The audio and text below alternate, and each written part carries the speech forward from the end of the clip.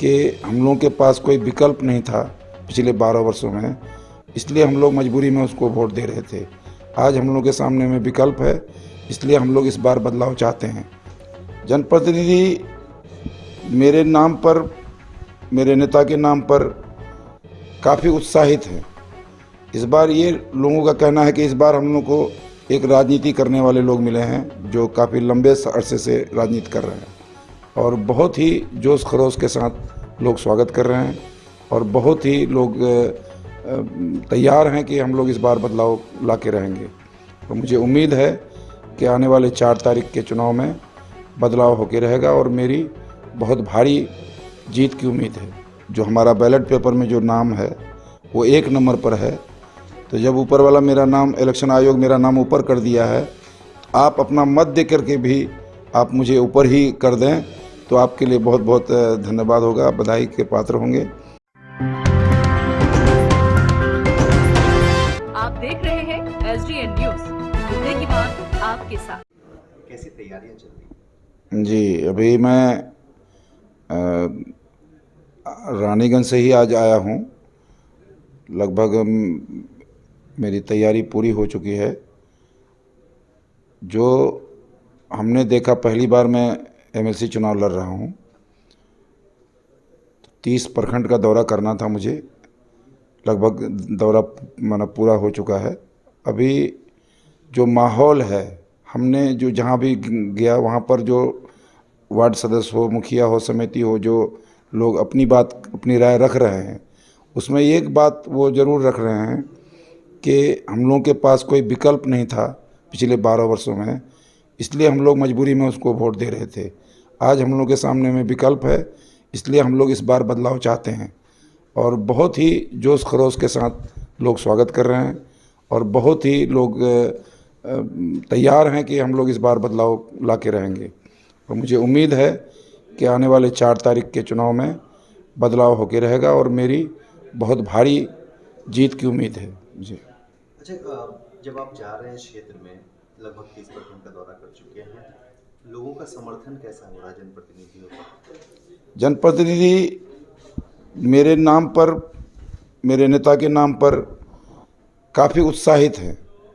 इस बार ये लोगों का कहना है कि इस बार हम लोग को एक राजनीति करने वाले लोग मिले हैं जो काफ़ी लंबे अरसे से राजनीति कर रहे हैं और जो पूर्व से जो हमारे माननीय डॉक्टर दिलीप जायसवाल जो 12 साल रहे, उनके बारे में एक चर्चा है कि ये जीतने के बाद फिर ये आते नहीं हैं और हम लोग की समस्या को सुनते नहीं हैं। तो ये एक बहुत अच्छी बात है मेरे लिए कि मेरी सेवा को देखते हुए, मेरे इतने दिनों के अनुभव को देखते हुए लोगों को एतमाद हो रहा है मेरे ऊपर, यकीन हो रहा है कि नहीं, ये आदमी जो है मेरे लिए काम करेगा। इसलिए तमाम जनप्रतिनिधि बहुत ही उत्साहित है कि इस बार हम लोग बदलाव लाएंगे। आपका मुद्दा क्या होगा चुनाव अगर आप जीत के जाते हैं, तो किन मुद्दों को सदन में उठाएंगे? देखिए, ये पद मुख्य रूप से, मुझे जहाँ तक अपना अनुभव है कि ये पद मुख्य रूप से जनप्रतिनिधि की आवाज़ उठाने के लिए है। तो मेरा सबसे पहला जो काम होगा, जो जनप्रतिनिधि को सम्मानजनक राशि नहीं मिल रहा है, मानदेय वार्ड सदस्य को, मुखिया को, समिति को, या फिर प्रमुख को, या फिर जिला परिषद को, ये तमाम जनप्रतिनिधि, जिस तरह से हम लोग विधायक बनते हैं, MP बनते हैं, तो एक वार्ड सदस्य भी एक जनप्रतिनिधि है। ये आम मतदाता से चुन के आते हैं, तो इनका भी सम्मान होना चाहिए। इनको 500 रुपया मिलता है तनख्वाह मानदेय के रूप में, महीने में एक बार। अभी कई वर्षों से पिछले माननीय सदस्य बोल रहे थे वो लोग कि हम लोग को नहीं मिला है अभी तक। तो 500 रुपया ये सही नहीं लग रहा मुझे, इसलिए ये मांग मैंने शुरू से रखा है कि मुझे कामयाब करते हैं अगर आप लोग, तो मैं यकीनी तौर पर आपके लिए संघर्ष करूंगा और कम से कम आप लोगों को सम्मानजनक 10,000 रुपया सैलरी के रूप में आप लोगों को मिलना चाहिए और मुखिया को कम से कम 25,000 रुपया मिलना चाहिए।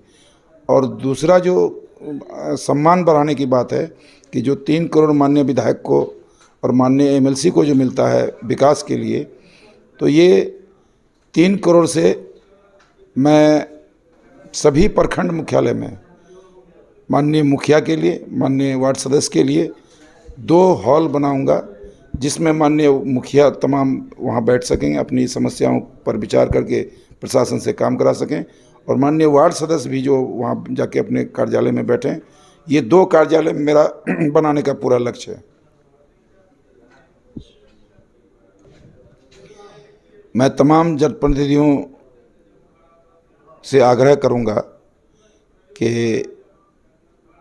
मुझे 4 तारीख के ये विधान परिषद चुनाव में आप जो हमारा बैलेट पेपर में जो नाम है वो 1 नंबर पर है, तो जब ऊपर वाला मेरा नाम, इलेक्शन आयोग मेरा नाम ऊपर कर दिया है, तो आप अपना मत दे करके भी आप मुझे ऊपर ही कर दें तो आपके लिए बहुत बहुत धन्यवाद होगा, बधाई के पात्र होंगे। निश्चित रूप से मैं आपके उम्मीद पर खरा उतरूँगा।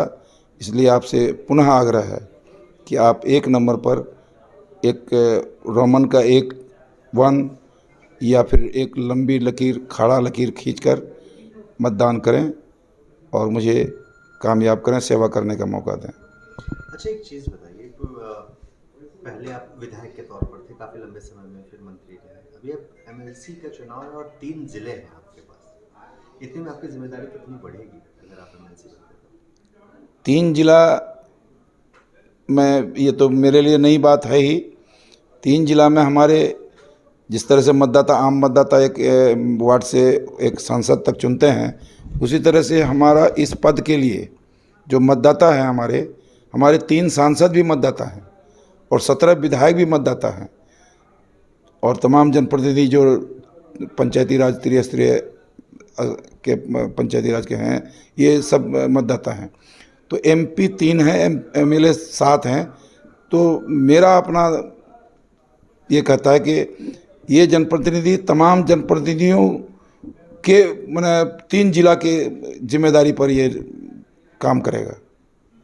परिचय बता दें। अब्दुल सुभान, पूर्व राज्य मंत्री, वर्तमान एमएलसी प्रत्याशी, राष्ट्रीय जनता दल।